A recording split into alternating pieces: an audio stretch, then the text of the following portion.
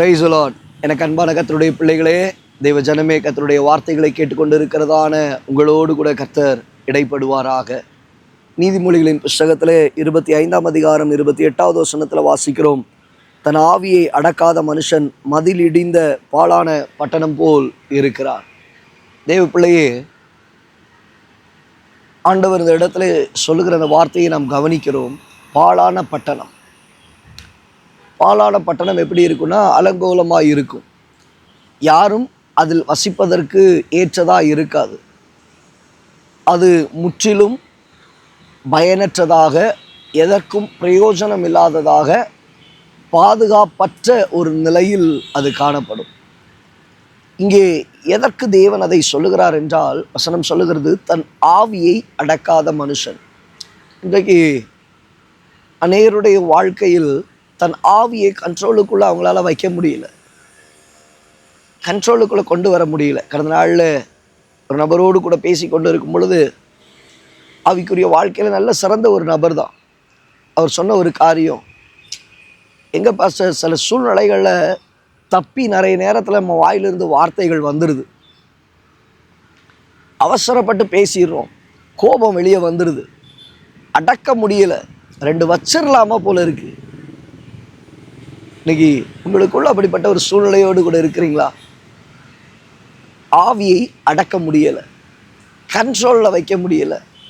கோபம், சட்டுன்னு கோபம், நின்னா கோபம், உட்கார்ந்தா கோபம், படுத்தா கோபம், எதை செஞ்சாலும் கோபம், தொட்டா கோபம், எடுத்தா கோபம், எல்லாத்துக்கும் கோவப்பட்டுக்கிட்டு அதே போல் சில காரியங்களில் ஆசைகள் ஒரு லிமிட்டை தாண்டி போகும். ஆவியை அடக்க தெரியல, ஆசையை அடக்க தெரியல. இப்படி பல காரியங்கள். உங்கள் கண்கள் அப்படியே அலைப்பாஞ்சிக்கிட்டு இருக்கும், அடக்க முடியலை, அலைப்பாயுகுது. அதே நேரத்தில் மனது, சில பேருடைய மனது இங்கேயும் அங்கேயும் குரங்கு போல் தாவிக்கிட்டே இருக்கும். கண்ட்ரோல் பண்ண தெரியாது, கண்ட்ரோல் பண்ண முடியாது, கண்ட்ரோல் பண்ணுற நிலைமையில் அது இருக்காது. தேவ பிள்ளையே, ஆண்டவர் சொல்லுகிறார், உன் வாழ்க்கை அப்படி இருக்கக்கூடாதுப்பா, உன் எண்ணம் அப்படி இருக்கக்கூடாது, உன் பார்வை அப்படி இருக்கக்கூடாது, உன் நட அப்படி இருக்கக்கூடாது, உன் சிந்தை அப்படி இருக்கக்கூடாது, உன் கோபத்துக்குள்ளே அப்படி வந்துடாத. எல்லாவற்றையும் கண்ட்ரோலில் வைக்க பழகிக்கோ, கண்ட்ரோலில் வைக்க பழகிக்கோ. போதும் என்கிறதான மனதை உடையவன். போதும், கர்த்தர் என்னை கொண்டு செல்லுகிற பாதை எனக்கு போதும். ஸோ அப்போ அதை அறிந்து தன் ஆவியை அடக்கி கொள்ளுகிறதான மனுஷன்.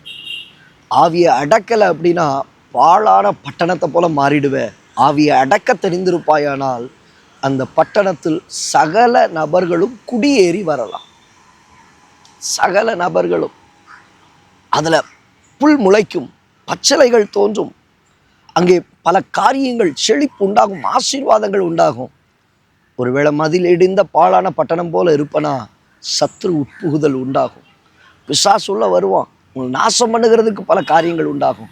வேண்டாம் தேவ பிள்ளையே, ஆவியை அடக்கி கர்த்தருக்குள்ளே நம்மை பலன் கொண்டு ஓடுவதற்கு தேவனாகிய கர்த்தர் கிருபை தருவாராக. கண்களை மூடி ஜெபிக்கலாமா? நல்ல தகப்பன், இந்த வார்த்தைகளை கேட்டபடி பிள்ளைகளுடைய வாழ்க்கையில் தன் ஆவியை அடக்கி ஓடுவதற்குரிய கிருபைகளை தார். அவைகளிலே கர்த்தருக்குள்ளாக ஸ்திரப்பட்டு இருக்க ஓடுவதற்குரிய பலனை பெற்றுக்கொள்ள கிருபையை தாரும். இயேசுவின் நாமத்தில் பிதாவே. எனக்கு அன்பான தேவ பிள்ளையே, ஆவியை அடக்காத ஒரு நிலை வேண்டாம். ஆவியை கண்ட்ரோலுக்குள்ளே கொண்டு போகிற ஒரு அனுபவத்தை பரிசுத்த ஆவியானவர் உங்களுக்கு தந்தருளுவாராக, கிருபையாய் நடத்துவாராக. God bless you. God bless you.